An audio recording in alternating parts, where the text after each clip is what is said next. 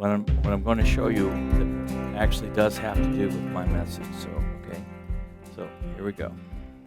During an election, it is common to see politicians kissing babies. Yeah, I'm home. Oh, what a day. What's that? Huh? What are you talking about? On your collar. You have lipstick on your collar. What lipstick? Who is she? What? No, there was this politician, see? And how long has this been going on? Oh, for crying out loud. I was just in the shopping centre and all of a You sudden... bastard. You like shopping so much? You can do your own from now on. I'm leaving for Mother's. What? Oh, come on. I'm not going to be treated like a dummy. Oh, come on. You are kidding, right? Mother told me you need to grow up. Oh, look, you know what? That's just fine. I'm amazed you can even walk since you've been hitting the bottle so hard before noon every day. Yeah, that's right. You just leave. Just don't expect to come crawling back later. All right, how much can a politician learn from a 3-hour visit? And you know what I'm talking about. The politicians that the way it works is that you come for 3 hours or so to a location, you tour a factory, and you do a quick little speech, and then you shake hands, and you hold babies, and you kiss babies, and then you say goodbye. So the question is, how much can a politician learn from a 3-hour visit? The answer is very little about what really is going on in the lives of people and in that particular area. Another question is, how much can a politician know from a 3-hour visit? In other words, how much can they really know what it's like to be living in a certain area that they're visiting and working there? I mean, how much can they really know? And the answer to that is nothing, because they don't live here, or they don't live where they are visiting. Now, don't get me wrong. I mean, I think that it's good that at least they stop by, even if it's purely to get the vote. But at least they recognize that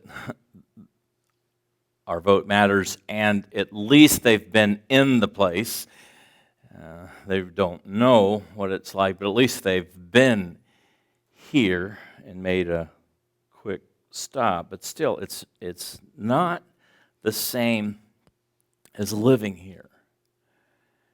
It just can't be. It's not the same. I don't care who the politician is. It's not the same because they haven't shopped in our stores. They haven't dropped their kids off for school and picked them up for school, and they haven't made the earnings that folks do in the particular area. They've not lived in the housing. They really, really just do not know. But what if a politician said, I'm going to move into your town and get a typical job in your area and live in a typical house, and I'm going to put my kids in your schools, not for 3 weeks, not for 3 months or 3 years, but for 33 years. And now you know where I'm heading with this. Because 33 years is the length of time that Jesus spent here on earth. But what if a politician really did that? That would be crazy. No politician is going to do that. I mean, no politician would say, I'm going to live even a year in the community so that I really understand what you feel and I really know what you know. I'm gonna be literally in your town. Well, they're not going to do that, and we understand they're not going to, but Jesus did. And this perhaps is behind the intrigue of a verse in John chapter 1:14. When John says the Word, which is another description for Jesus, the Word, Jesus, became flesh. And I'm not reading this now in the sense of awe that this would have been felt when John originally is thinking about this. And I don't even know if I can portray that, because we're so used to the Christmas story. We're so used to the fact that God comes to this earth and is born as a little baby. We're so used to that. But for them, first time around, it's like the Word became flesh and made his dwelling among us, like right here.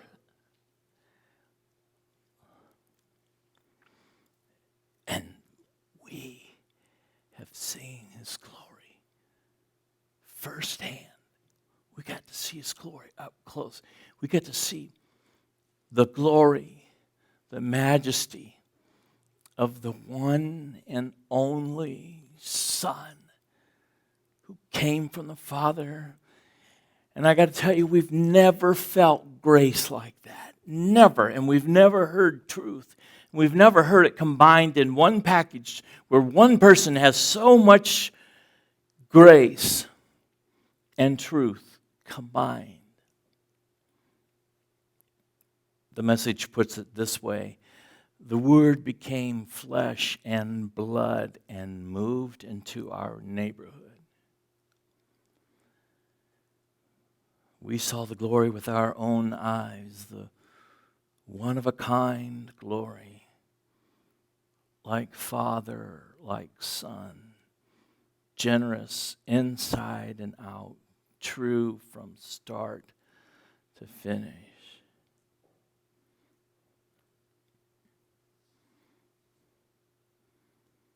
And John would say, if he was speaking in political terms like today in this country, John would say, it's as if a politician took off the dress clothes, the suit or the tie, took that off, put that in a closet, and put on just a regular t-shirt and jeans, and got a house like we live in.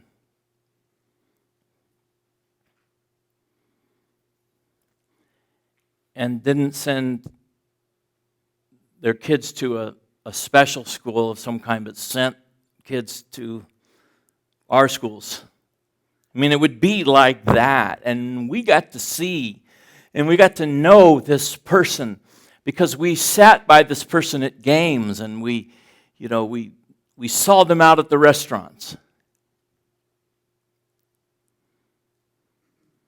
And that's the sense of awe and wonder that John chapter 1 comes from.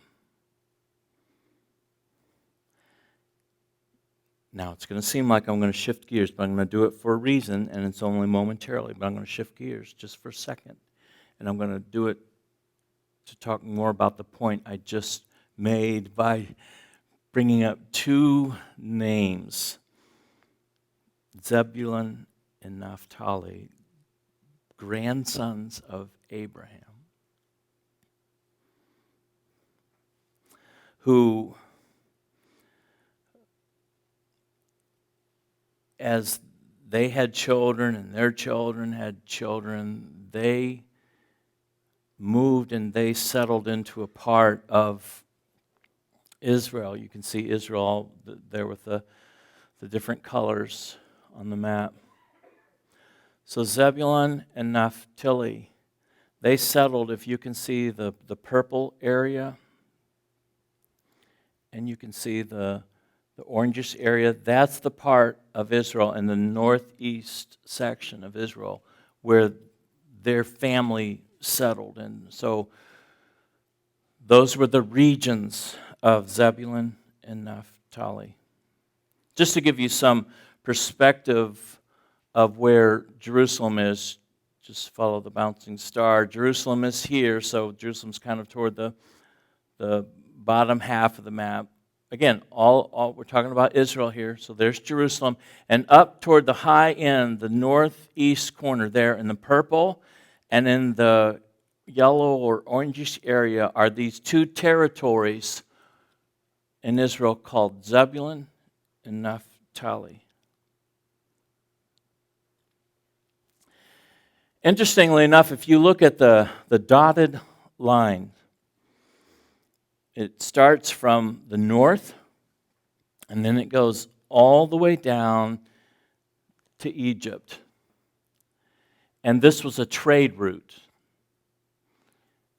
And in that day, the good roads to travel on were hard to find, but there were certain routes because of trade that the roads were good and easy, to travel. They were wide, and this was kind of the road that if you lived in the northern area outside of Israel, this was the road that you would journey in order to get to Egypt, to get to Africa, to be able to trade. And so it was very well traveled along this route that starts in the north and then goes alongside of the Mediterranean. Because it was such a good road, it wasn't just used for trade, but it was also used for military reasons. So whenever there was an army from the north, which was kind of where the powerhouses were at, whenever there was an army from the north that wanted to come to invade Israel, they would follow this route. So they would start in the north, they would come along, and interestingly enough, do you see where it goes through? It goes through the edge of Naphtali there at the top, and then also the edge of Zebulun. So Naphtali and Zebulun were very easy to get to, and therefore they were the most vulnerable places in all of Israel. Perhaps in your life right now, you might feel like you're in the most vulnerable time ever in your life, almost as if you live in Zebulun and Naphtali. Perhaps you really relate to this. You feel the unsafest that you've ever felt in your life. You feel so vulnerable that it wouldn't take much to just wipe you out. That's how you felt if you lived in Zebulun and Naphtali. Now, if you lived in Jerusalem, you felt safer because it was harder to get to you because there's sand on one side, desert on one side, which makes it difficult. And then there's the sea on the other side, and there's sand, from the bottom side, Egypt. So it's more difficult to get to you because you're kind of right in the heart of protection. But you don't live in Jerusalem right now, do you? You live out there on the edge where it seems like all it would take would be one more thing to go wrong. And you're so vulnerable.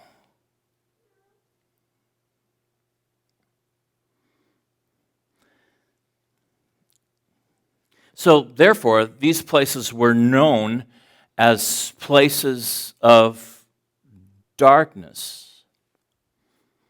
If ever you heard someone refer to Zebulun or Naphtali, the regions where people would live, it's places you wouldn't want to live because these were just referred to as, those are the places of darkness. For one thing, there was a lot of evil religions because they were so close to the north and they were so easily invaded. They were invaded from time to time.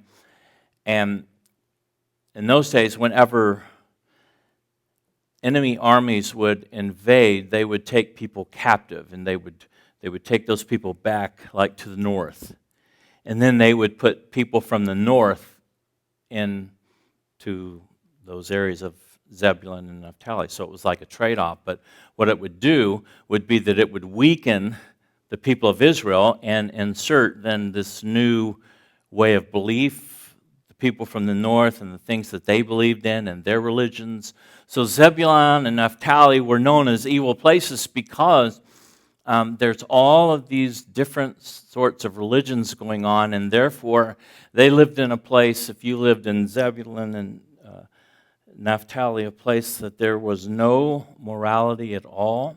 There was great fear of daily being attacked. In Zebulun and Naphtali, they felt very hopeless.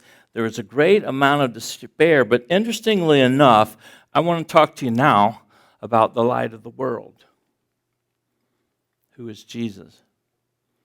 How does Jesus relate to Zebulun and Naphtali? Or I could say, how does he relate to your particular place of darkness where you feel so much out on the edge? And if there's just one more thing that goes wrong, you're never going to recover. How does that relate to you? I want to show you. In Mark chapter 4, verses 12 and 13, and Matthew 4, 12 and 13, it says this. At the start of Jesus' ministry, Jesus went first to Nazareth to live. And then he left there and moved to Capernaum, beside the Sea of Galilee. Look at this next part. In the region where nobody wants to go. In the region of darkness where nobody wants to live. In the region, in places where people feel full of despair. Where people feel that if just one more thing happens, I can't hold it together. He goes to live and he spends his time where? In Zebulun and Naphtali. So just to further show you, where is Nazareth? Right there.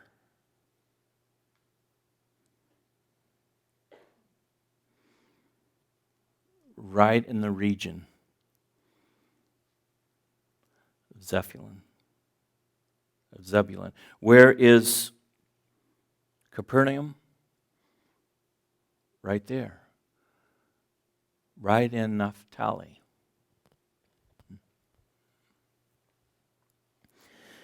It says in Matthew 4:15, this fulfilled what God said through the prophet Isaiah. Now, Isaiah writes this like 700 years before this happens.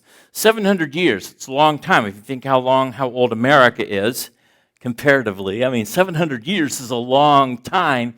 And this man named Isaiah writes about this because it's so spectacular, and God gave him this vision, and he said, there'll be a day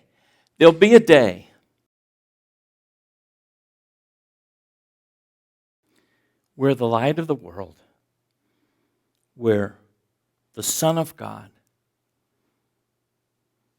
will take his light to the darkest part of the dark. And so it says, in the land of Zebulun and Naphtali, beside the sea, which is the Sea of Galilee, beyond the Jordan River, which is kind of in the center of this map and below, in Galilee, where so many Gentiles live. The people who sat in darkness have seen a great light. And those who lived in the land where death casts its shadow, a light has shined.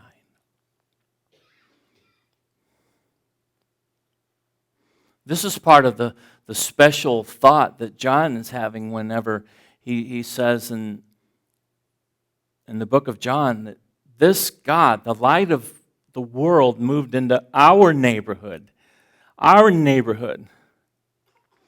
where people don't want to live, our neighborhood where people would never choose this time of life to live, this season of life to have to go through, that the light of the world chose to come into our darkness. You know us, the people who sit in darkness. And I looked up this word, sat in darkness, because it's just interesting. Like, what does that exactly mean? And if you kind of research the word, it means sedentary, or the people who are stuck in their darkness with no way out. They're just stuck. You know, the people who are stuck in darkness, who are living like with this fear of just, if one more thing happens, I'm going to go under. If one more thing goes wrong, I'll never be able to survive. You know, those people. And those people got to see a great light. You know those people who lived in a time in history, and those people who lived in a land that was known for the shadow of death. Well, God moved into our neighborhood. The Word became flesh and blood. And we saw the glory with our own eyes, the one-of-a-kind glory, like Father, like Son, generous inside and out, true from start to finish. This God of ours didn't make a quick stop by for photographs and kissing babies. This God of ours moved into our neighborhood, not just any neighborhood, but the darkest neighborhood. Not just any place, but the place that nobody else would want to live or nobody else would want to go through this time in history. This God of ours moved into our unique darkness, and we got to see him. And so I would say this, that he didn't have to come to earth, and he didn't have to become a baby, and he didn't have to sleep in a manger, and he didn't have to suffer abuse, and he didn't have to die for us, and he certainly didn't have to move into our neighborhood. He could have just came as an adult and done some quick pictures and moved on. And so in reality, aren't we convinced yet? How much more convincing do we need? That this God uniquely understands what it's like to live in darkness. Because he moved into darkness. How much more do we need to be convinced that he's actively seeking us because he moved into our neighborhood? How much more do we need to be convinced that he is our light because everywhere else we look is dark?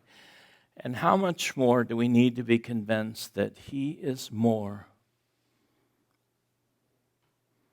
than enough? So the song says that I want you to listen to. Turn your eyes upon Jesus. Oh, soul, are you weary and troubled? No light in the darkness you see. There's light for a look at the Savior. In life more abundant and free, through death into life everlasting, he passed and we follow him there. Oh, sin no more have dominion, for